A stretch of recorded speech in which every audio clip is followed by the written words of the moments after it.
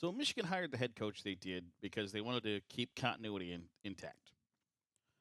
And I think at this point you have to question what that continuity entailed. Was that continuity with the coaching staff, continuity with the players? You didn't want the roster hitting the portal.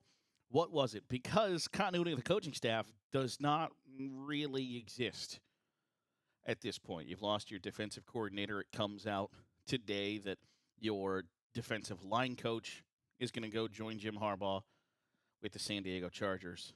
The strength and conditioning coach leaves. And when you start to kind of put the hierarchy together of important pieces in a college coaching staff, defensive coordinator, strength and conditioning are two of the top three. I would argue that defensive line coach is probably of the position coaches, the third most important position coach. Quarterback coach, offensive line, defensive line, maybe not in that order. But it's I would argue top three of the important position coaches.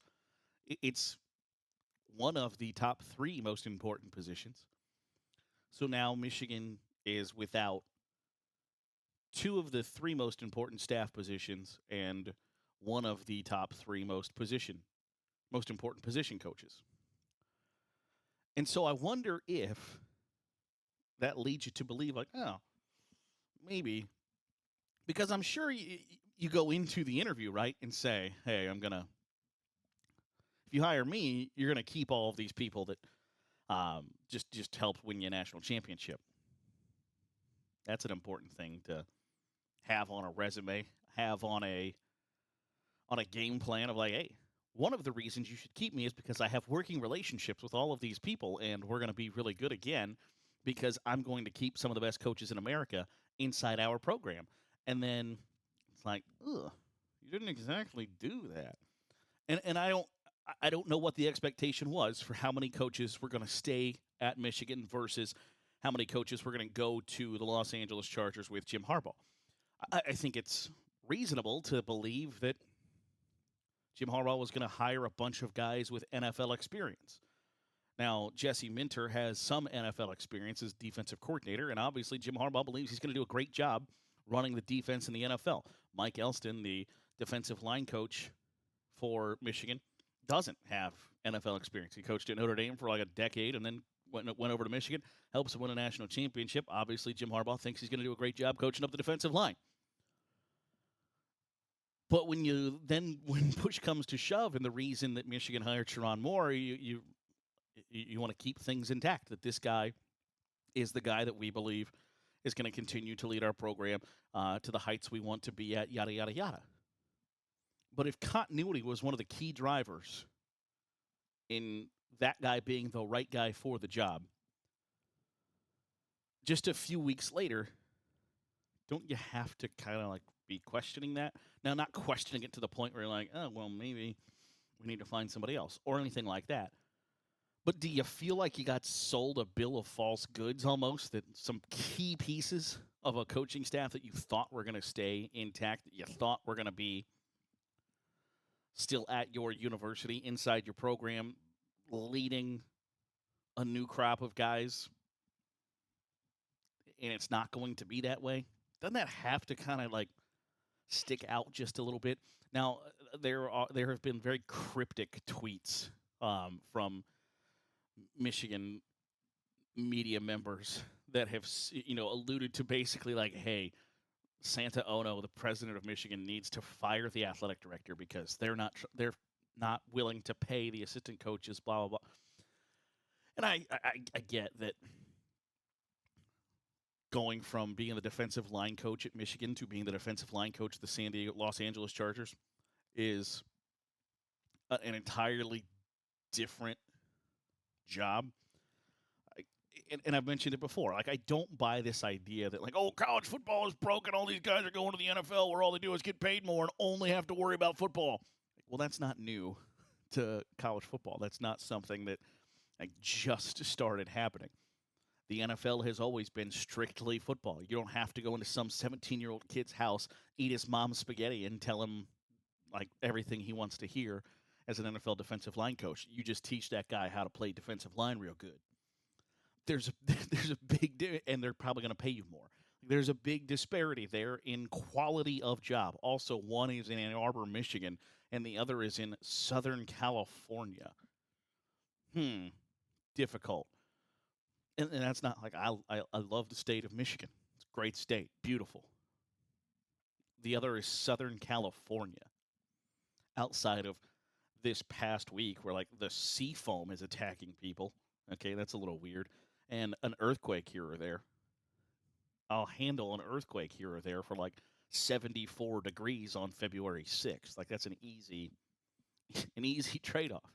But also then when your job description turns from make sure kids go to class, make sure kids aren't smoking marijuanas in a state of Michigan where every time you drive past an exit on the freeway, someplace looks like it's a restaurant, but instead it's really just a weed dispensary. Make sure the kids aren't smoking the marijuanas. Make sure the kids know consent. Make sure the kids aren't drinking and driving. Make sure that they're on track to graduate. Make sure also, by the way, that they are practicing football good. Make sure they're getting better at that. Also, meanwhile, finding the next crop of kids who are going to come into your school and be impact players and convince them that your school is better than every other school that is trying to get them to do the exact same thing. Or the alternative is teach guys that have been hand selected for you to play football good. That seems like a pretty easy decision, doesn't it? So I don't think that this like idea that college football is broken, it's not. But I do wonder and question if the reason you chose the guy you did was because he's going to keep the staff intact. He's going to keep things the same. And the same is pretty good, right? You've won a lot. You've made the college football playoff. You won the college football playoff national championship. So being the same is spectacular. It is waking up in the morning and pissing excellence. That's a nice spot to be in. But when things aren't the same, aren't going to be the same, don't you then have to question, like, okay. And I think it's easy to second guess any decision you make, especially before the first game a guy coaches. But if the big driving factor in why you chose the person you did for the job was a lot of the things are going to stay intact the way we want them because we got them to where we want them to be. And now they're not going to. And whether the attrition continues or not remains to be seen.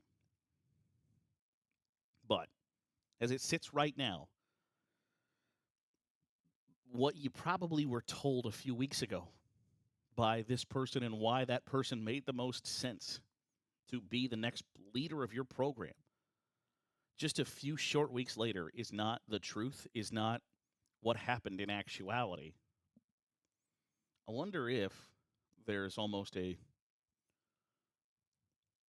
bit of trepidation almost, because I'm not criticizing the search, because the players were like, hey, this is the guy who, he had all the support in the world from players, former players, guys on the staff, inside the university, inside the program. It appears as if Jim Harbaugh probably said, like, hey, I'm leaving, and if you're smart, you're going to hire this guy. But a few weeks later, you're sitting here staring at the staff going like, okay.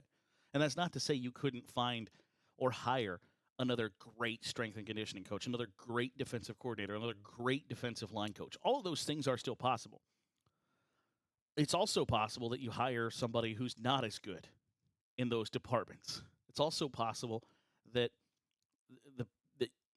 as the first-time person hiring somebody, there are things you just don't know that you should ask or whatever. And you make a wrong decision here or there. The standard is going to be so unbelievably high, and it's never the blame is never placed where it should be, right? Ohio State fans still are freaking out that Ryan Day, this isn't a job you should be getting on the job training. You can't learn on the job at Ohio State. If you believe that, I don't disagree with you, but That's not Ryan Day's fault. He got put in a position to where he didn't have the required training. Sherrone Moore is going to step into Michigan where he's going to have on-the-job training because he has never done this job before. You could argue doing the job for 4 games against East Central Nowhere State Tech is valid. It's not when you're lining up against Wisconsin and Penn State and Ohio State and Michigan State and USC and Washington, Nebraska. It's different. So he's going to have on-the-job training. But I think when you couple that with one of the reasons you were the leading candidate for this job, the reason why so many people had backed you was because things were going to stay the same under you. That you were going to be a guy who kept a lot of things in place that led to really high levels of success. And now it's not that. I think you couple that with the expectation that Michigan's not going to be 13-0 in 2024. Now, crazier things have happened, but I don't think many people today are predicting things to go nearly as well as they did in 2023, and that's okay. You got basically an entire new roster, a new head coach. You're breaking in a new quarterback. It's not the same, but you wanted things to be as close to the same as possible.